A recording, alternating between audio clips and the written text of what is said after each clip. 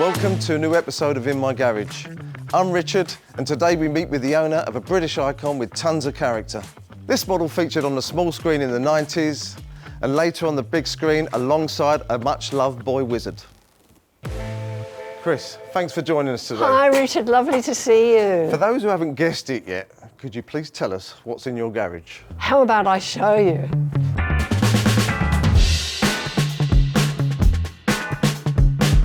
Wow, Chris, what a beautiful car. She's gorgeous, isn't she? When did you get her?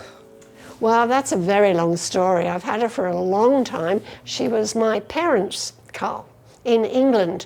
We got her in 1965 and she was born in 1963. So it's been in the family ever since?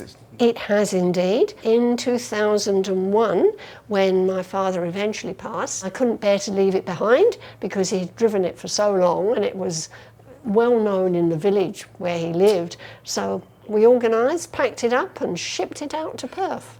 Beautiful. And you learnt to drive in this car? I sure did. Now, I won't tell you when, that ages me. Yes, my mother and I both learnt to drive in it, and we actually did our test in it as well, on those very narrow little windy roads in England, which were horrible. Does it keep up with normal traffic these days? It was quite lively when it was new. This was actually respectable. The maximum it could do was 76 miles an hour. It was renowned as being one of the best of its era when they first bought it. Now, because of the heat and my driving, I don't go very fast. You just enjoy it? I just enjoy it, yes. That's what it's there for, isn't it? But it's a beautiful colour, I love that. And they've got the grey interior with the burgundy. It's beautiful. The burgundy is the original colour. It's had two resprays. My father resprayed it in 1980 himself. And then when I brought it out, because of the salt on the road in England, yes, underneath was completely rotted. So I had a lovely guy here from Malaga Rust, took it right back to its skin and did its final respray. So Chris, I was just looking at this picture where it's absolutely covered in snow. So it weren't actually garaged all its life, it's been out in the open. It's been in the open its whole life until probably about 1980. It wasn't under any cover at all. And then it was just under a carport. So this is sort of its everyday morning in winter when it was cold and snowy and had to get the ice off it before you could actually drive anywhere. Was it difficult bringing it over? It was a little challenging, shall we say. If you look down here, you can see at that time, there was a major foot and mouth outbreak in England, and Australia was incredibly tight on bringing vehicles in or anything that had been to farms. So I had to send it off on the back of a truck in England to this special place where they viewed it all and fumigated it all for foot and mouth disease, and then we had to get a certificate, which we then had to submit to Australia before they would give us permission to actually bring it in. And we've got all the old tax discs. Yes, with the tax, they used to have some sort of cover. This is the last one we have. And then they'd keep slotting them in underneath until it got so big and bulky. Yeah, the garage used to service your car and then put your tax disc in there. Now this is its original logbook. And then when my father moved out of London and moved up to Norfolk, he had to get a new logbook from the local government there. So it's rather nice to have that. That is brilliant. Yeah. This was our dog, Rocky, and he was this size when we picked him up. I can remember sitting in this car, and Dad driving us back, me cuddling this gorgeous little puppy. But as you can see here, he grew into a great big Rocky. He was a boxer dog, and we only had the one car, and we didn't go out very much, but when we did go out, of course, we had to take the dog with us. Well, Mum and Dad sat in the front, and I had to sit in the back with the boxer dog.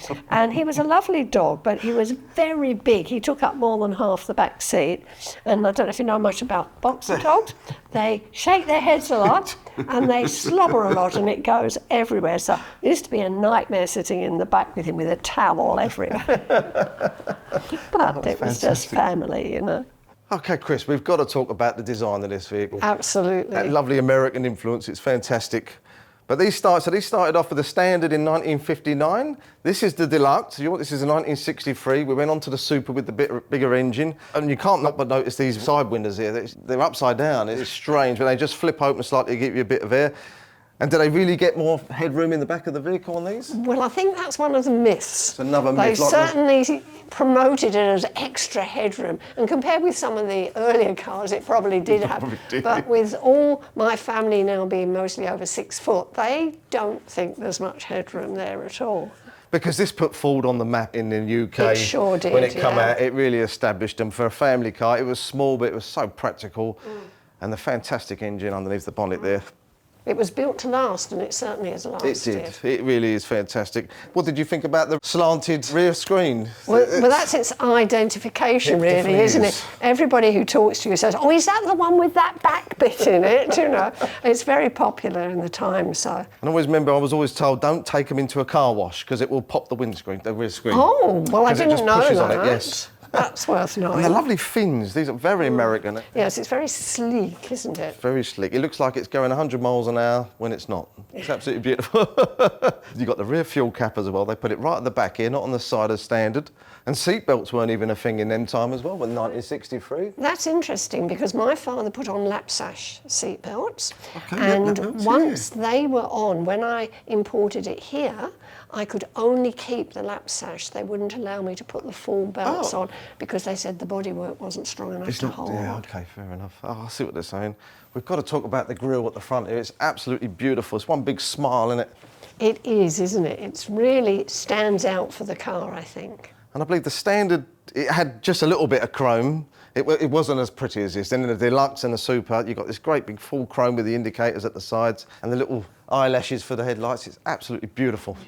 There was actually 2 Anglias for the police that come over in Western Australia. We did I get didn't 2 know over here. that. In the UK, this was the local bobby car. This is your Panda car. This has done all the local police work. There's a white doors with a light blue body, police written down the side, and one little single blue light, which is quite famous in a TV show. Ah, yes, it was used in Heartbeat, wasn't it? That was it. And everybody then associated with that and with the beautiful 60s music that they used in that. Now, that was a good show, that was. But its popularity really soared. Remember when we had Harry Potter? Oh, our wizard. And I think that was what made everybody want a Harry Potter car. Do you find any youngsters coming up to you and talking about, I recognise that car? Well, certainly at traffic lights. Traffic lights. Whenever you're stopping at a traffic light and you're trying to contemplate on the gears, because I drive an automatic, and of course this is 4 on the floor, and then somebody will be yelling at you from the car next door, I used to have one of those. And everybody but everyone used to have one of those, and the youngsters jump up and down looking at it. So, yeah, it's nice to be recognised. I think more so than any other cars of that era. It's popular because it's a small, neat car. It's a very good engine for it, and it was very easy to maintain. Yeah, it was a cracking bulletproof engine. It went on for years. 2002 it went carried. They still use that same engine in a lot of cars still. So Chris, talking about the engine, let's have a look. Oh, good idea.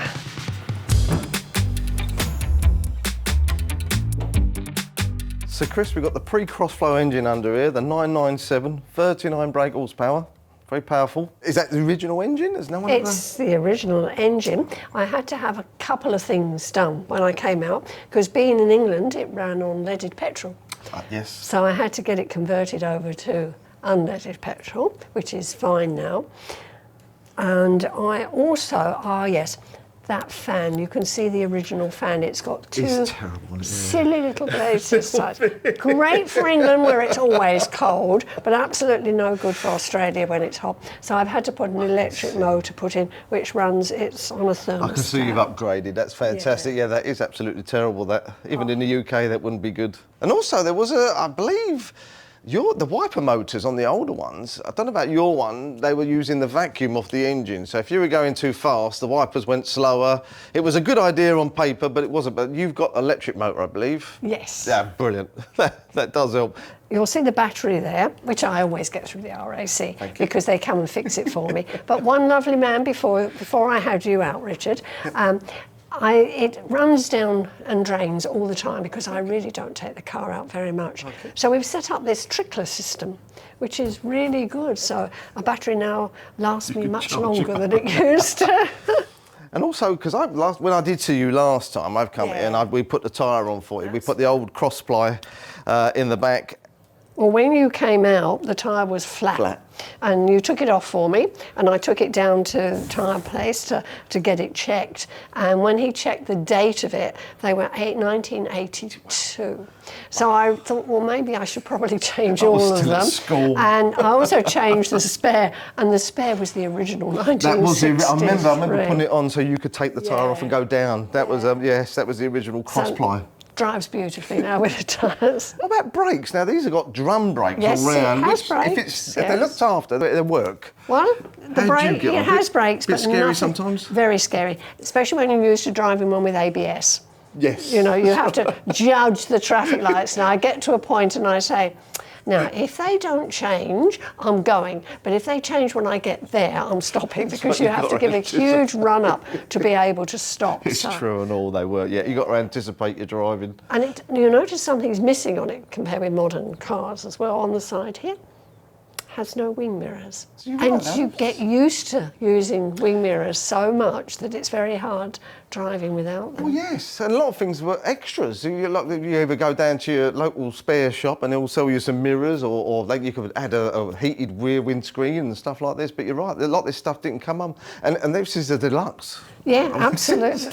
And they weren't part of it. And now if you put it on, it changes its sort of heritage, so I've tried not to do too many new fixes to it. Chris, we've had a look at the engine. How about you show me the interior now? Right. Here she is. We've got this lovely two-tone vinyl. Yep. Very nice in summer. My father redid that in 1980 when he did the respray, yeah. He was the mechanic. He wasn't by trade, but he was by practice. But look at the dash, isn't it gorgeous? It is absolutely fantastic. And the way the numbers go across at the top. Yeah, they're still in miles per hour, by the way. They are, yeah. And your actual ignition key's up on the dashboard here. And what all the youngsters don't know about, a nice choke. You have to choke the engine, you have to know how to start a car. Yeah. Now, I need to show you something unique to this car. Stay there, because I'm going to lift this one forward out of the way. My mother was very short. Right? And she couldn't reach the pedals easily. So my father made these little blocks. Brilliant. They just turn them over. Absolutely fantastic. Isn't it simple? That really and how it just simple is that? Works brilliantly. And you can so have I left them in. That is absolutely fantastic. It's ingenuity. Very clever. He was. And that's my dad's hat. Look at that. Remind you. I did see that in the pictures. He was wearing it up until the very end. That was what he always was. That's lovely. So Chris, even though it's very simple in here, they've really gone full out with this dashboard here. It's all the lots of chrome. We've got our glove box, which actually was for gloves at the time. It looks like a lot of the old radios that they made had the same style on them, didn't they? Yes. Very Americanised, I think. There definitely lots of touches of American, but just smaller. It's absolutely fantastic. So Chris, she looks the part. Does she drive well? Would you like to go for a drive? I'd love a drive.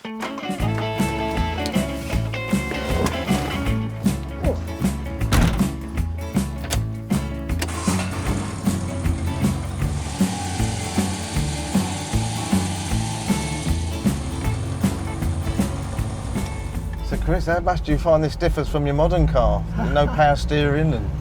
It's a really good question. I miss the ABS brakes, I miss the power steering, but it's still lovely. You feel sort of special driving it, you know? And especially considering it's a family car. How much do you get it out on the road? Is it sort of once a month or something? Or is it well, just I should do. I'm in the Ford Car Club, and we do runs once a month, and often go out and put the cars in the shows and things, but I don't do as much as I should do. Is there a lot of anglers in WA, is it? Well, the last count I think was about 15, and sometimes we'll meet up for the coffee mornings out at UWA, and we'll go in convoy, but we're not a club as such, but we sort of have a group. This is quite unique. I haven't seen any other maroon Anglias in Australia. Yes. There may be, but I've seen a couple in the online sites from the UK. And the one I saw just recently, it was the same year, same model. So maybe it was a special colour from 63. Let me say about that lovely badge in the middle of your steering wheel there. That was an advertising campaign to say you're getting 5-star driving. in the Ford Anglia. This one here, But it is yes. gorgeous. It is a lovely badge. It is nice. And there's another one on the side of the car as well. I'd have to say that's not original. People used to collect them in England, and so that went a long while ago. But I have got a replica. Chris, you've been with the RAC a long time. How long has it been? 46 years now. 46 years. So I'm heading towards my 50, which is my lifetime You become membership. a life member. I hope Fantastic. I can still drive by then. And it's absolutely wonderful for people like me who don't have the mechanical knowledge to deal with basically everyday things. What do you enjoy about driving around in an old car? It's pretty nostalgic because it reminds me of my earlier years and particularly of my parents and my father, who lived a long time in England after It just triggers memories for everyone as it drives down the road. Absolutely. And I think that's why people like to stop and comment and talk to you, because it brings back an era that you've gone through, doesn't it? Thanks for the drive there, Chris. That was lovely. My pleasure. And thank you for showing us your car and sharing all them lovely stories. Well, it's been great seeing you again. I do hope I don't have to call on you in your official role in the short term. It's absolutely lovely. Thank you, Chris. My pleasure.